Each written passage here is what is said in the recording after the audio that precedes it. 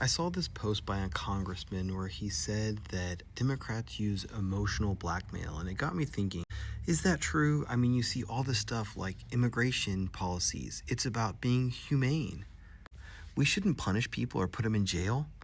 DEI isn't an anachronism, it's a moral obligation. It's about reproductive justice.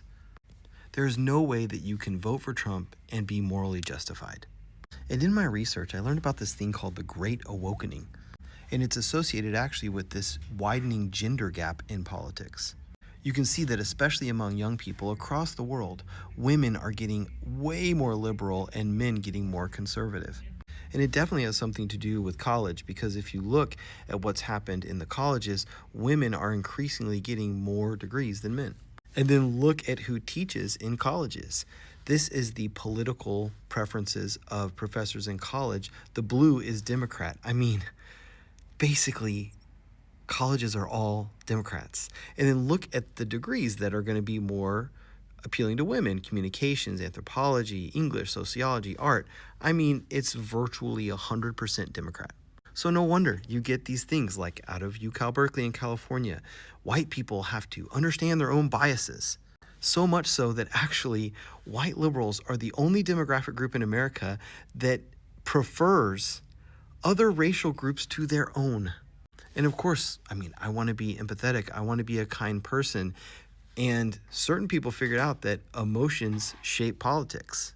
And people are starting to notice that this radical empathy stuff is having big impacts in our society.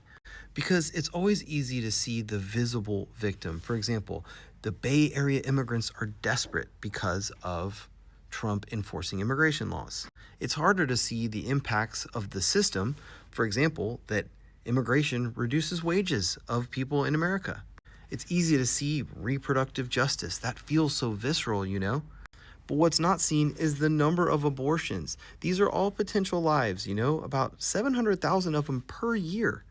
Or the guy who says, hey, I'm a reformed criminal justice advocate. I've been to prison. Yes, I may have committed multiple violent crimes, but I'm out here saying that jail is not the way. Yeah, it turns out this guy who had been let out of jail multiple times goes on to then commit violence against his girlfriend. It's a lot easier to see him than it is to see his victim. And just look at the messaging. Existential threat to democracy. Climate change is an existential threat. Anti-science is an existential threat. AI is even an existential threat. And it's funny because outlets like the New Yorker will say, oh, Donald Trump engages in the politics of fear. Really? And one of the worst fears is this fear of being called a Karen, that you're going to disagree with something like DEI is not a moral obligation. And then you'll be negatively labeled and ostracized. You'll miss out on opportunities. And what this led is to radical, disconnected ideas like defunding the police, which has had massive public safety problems, and other bad outcomes. You can see that birth rates are falling, especially among progressive women. And other studies show that liberal women are reporting that they're less happy, they're more lonely. Far less likely than conservative women to say that they're satisfied with life. Far more likely to say that they're often very lonely. Because biologically, it looks like, seems to me, that women are better empathizers than men. The problem is that certain politicians, particularly on the left, figured this out. And they found out that this is a great way to blackmail people for trying to be good, for trying to be empathetic, and getting them to do what they wanted to do politically.